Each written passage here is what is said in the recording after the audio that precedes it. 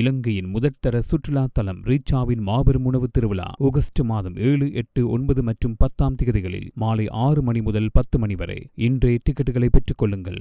வணக்கம், இது ஐபிசி தமிழின் பிரதான செய்திகள். செய்திகளோடு நான் லக்ஷனா யாதவன்.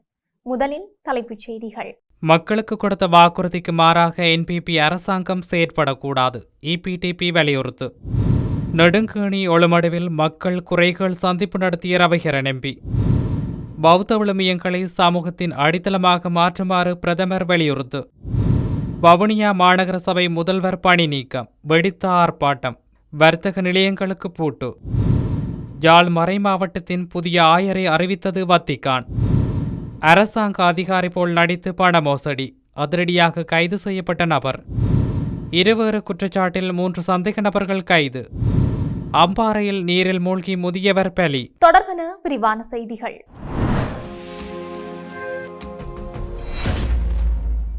தெல்லிப்பளை புற்றுநோய் பிரிவை மாகாண அமைச்சினூடாக விரிவுபடுத்த வேண்டுமே தவிர தெல்லிப்பளை ஆதார வைத்தியசாலையையும் சேர்த்து மத்திய அரசாங்கத்தின் கீழ் கொண்டுவரும் முயற்சிகள் கைவிடப்பட வேண்டும் என ஈழ மக்கள் ஜனநாயக கட்சி வலியுறுத்தியுள்ளது.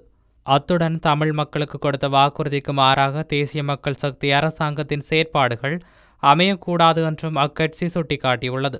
சமகால அரசியல் நிலை தொடர்பில் யாழ் ஊடக அமையத்தில் நேற்று நடைபெற்ற ஊடகவியலாளர் சந்திப்பில் கலந்து கொண்டு கருத்து தெரிவித்த அக்கட்சியின் ஊடக செயலாளர் பன்னீர்செல்வம் ஸ்ரீகாந்த் மேலும் கூறுகையில், தேசிய மக்கள் சக்தி அரசாங்கத்திற்கு கடந்த தேர்தல்களில் தமிழ் மக்களும் வாக்களித்திருந்தனர். அவர்கள் வழங்கிய வாக்குறுதிகளை நம்பிய தமிழ் மக்கள் இந்த ஆதரவை வழங்கியிருந்தனர். மாகாண சபையின் அதிகாரங்களை பலவீனப்படுத்தும் எந்தவிதமான நடவடிக்கைகளும் முன்னெடுக்கப்படாது என்பதே அவர்களின் பிரதான வாக்குறுதிகளில் ஒன்றாக இருந்தது. ஆனால் தற்போது முன்னெடுக்கப்படுகின்ற விடயங்கள் நாசுக்கான முறையில் மாகாண சபை அதிகாரங்களை பலவீனப்படுத்தும் திட்டத்தோடு அரங்கேற்றப்படுகிறதோ என்ற அச்சம் மக்கள் மத்தியில் ஏற்பட்டுள்ளது. ஒரு வகையில் மக்களின் இந்த சந்தேகத்தில் உண்மையும் இருக்கின்றது. மேலும் கடந்த கால வரலாற்றை சுட்டிக்காட்டிய அவர், இவ்வாறு பல முயற்சிகள் மத்திய அரசினால் முன்னெடுக்கப்படும் சூழல் உருவான போதெல்லாம் அன்று அமைச்சராக இருந்த டக்ளஸ் தேவானந்தா தனது அரசியல் சாணக்கியத்தால் அவற்றை தடுத்து நிறுத்தி மாகாண அரசின் ஊடாகவே அத்திட்டங்களை முன்னெடுக்க வழிவகை செய்திருந்தார் என்றும், இன்று அவ்வாறானதொரு அரசியல் ஆளுமை தமிழ் தரப்பில் மத்தியில் இல்லாதுள்ளமையின் வெளிப்பாடே நிலைமைக்கு காரணம் என்றும் அவர் தெரிவித்துள்ளார். வவுனியா வடக்கு நெடுங்கேணி ஒழுமடுவில் பகுதியில் வன்னி மாவட்ட நாடாளுமன்ற உறுப்பினர் துரைராசா ரவிகரன் நேற்று மக்கள் குறைகள் சந்திப்பொன்றை நடாத்தியுள்ளார். குறிப்பாக இச்சந்திப்பில் கிராமத்தின் அபிவிருத்தி சார்ந்த விடயங்கள் தொடர்பில் நாடாளுமன்ற உறுப்பினர் ரவிகரனுக்கு மக்களால் கோரிக்கைகள் முன்வைக்கப்பட்டன. அத்தோடு ஒழுமடு வெடுக்குநாரி ஆதிலிங்கேஸ்வரர் ஆலயம் தொடர்பான முக்கிய விடயங்களும் இதன்போது கலந்துரையாடப்பட்டதுடன் கிவுலோயா ஆக்கிரமிப்பு சார்ந்த விடயங்கள் தொடர்பிலும் கலந்துரையாடப்பட்டது. மேலும் டிட்வா பேரிடரின் போது ஏற்பட்ட நெற்செய்கை அழிவுகளுக்கான இழப்பீடுகள் இதுவரை வழங்கப்படவில்லை என இதன்போது நாடாளுமன்ற உறுப்பினரிடம் மக்களால் முறையீடு செய்யப்பட்டதுடன் நைனாமடு ஸ்ரீ ஆதிஞான வைரவர் ஆலயத்தின் சீரமைப்பு பணிகள் தொடர்பிலும் இதன்போது நாடாளுமன்ற உறுப்பினரிடம் கோரிக்கை விடுக்கப்பட்டிருந்தமையும் குறிப்பிடத்தக்கது.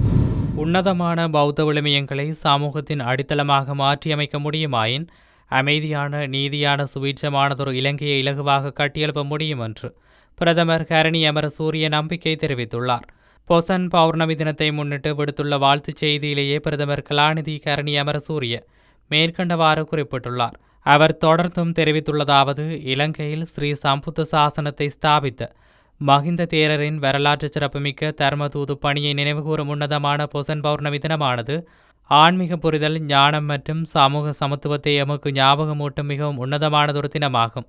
மஹிந்த தேரரின் இலங்கை வருகையினால் இந்த நாட்டிற்கு பரிசாக கிடைத்த பௌத்த தத்துவமானது பல நூற்றாண்டுகளாக எமது தேசிய அடையாளத்தை வடிவமைத்து வரும் ஒரு விலைமதிப்பற்ற பாரம்பரியமாக மாறியுள்ளது. இன்று எமது நாடு புதிய எதிர்பார்ப்புகளுடன் கூடியதொரு புதிய பாதையொன்றை அடைந்துள்ளது. அந்த பயணத்தை வெற்றி கொள்ள பொருளாதார முன்னேற்றம் மாத்திரமல்லாது ஒழுக்க விழுமியங்களால் செழுமைப்படுத்தப்பட்ட சமூகமும் அவசியமாகின்றது என குறிப்பிட்டுள்ளார். வவுனியா மாநகர சபை மேஜரின் உறுப்புரிமை நீக்கப்பட்டமைக்கு எதிராக வடக்கு மாகாண ஆளுநருக்கு எதிராக ஆர்ப்பாட்டம் ஒன்று முன்னெடுக்கப்பட்டுள்ளது. வவுனியா பண்டாரவன்னியின் சதுக்கம் முன்னால் நேற்று குறித்த ஆர்ப்பாட்டம் இடம்பெற்றுள்ளது. அங்கிருந்து மன்னார் வீதி வழியாக ஊர்வலமாக சென்ற ஆர்ப்பாட்டக்காரர்கள் காமினி மகா வித்தியாலயம் முன்பாக நின்று கோஷங்களை எழுப்பியிருந்தனர். வடக்கு மாகாண ஆளுநரால் கடந்த 24ஆம் தேதி வெளியிடப்பட்ட விசேட வர்த்தமானி மூலம் வவுனியா மாநகர சபை மேஜர் சு காண்டிபனின் பதவி பறிக்கப்பட்டதுடன் அவரது மாநகர சபை உறுப்புரிமையும் பறிக்கப்பட்டிருந்தது.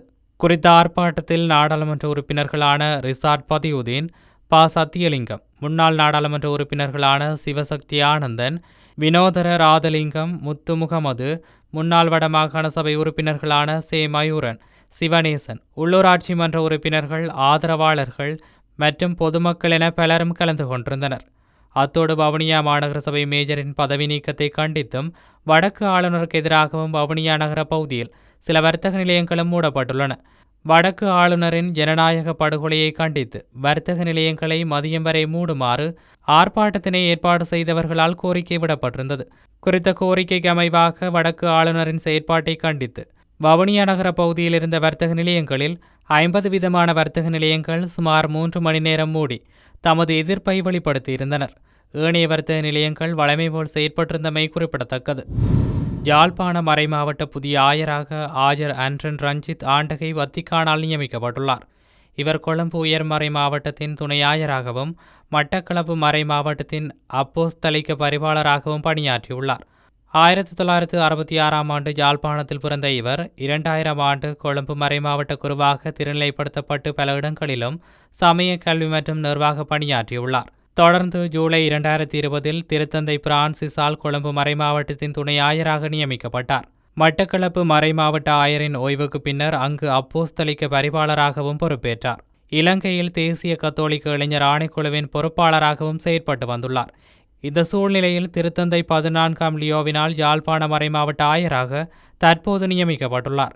யாழ் மறை மாவட்டத்தின் இணை பேராலய ஆலயத்தின் மணியொலிக்கப்பட்டு உத்தியோகபூர்வமாக இந்த அறிவிப்பு வெளியானமை குறிப்பிடத்தக்கது.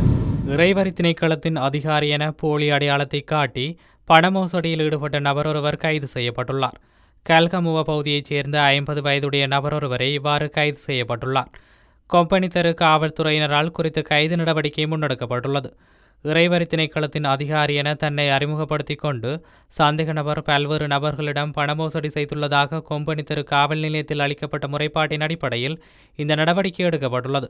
சந்தேக நபர் இதற்கு முன்னரும் இதுபோன்ற பண மோசடி சம்பவம் தொடர்பாக குற்றப்புலனாய்வு திணைக்களத்தால் கைது செய்யப்பட்டிருந்தமை விசாரணைகளில் தெரியவந்துள்ளமை குறிப்பிடத்தக்கது.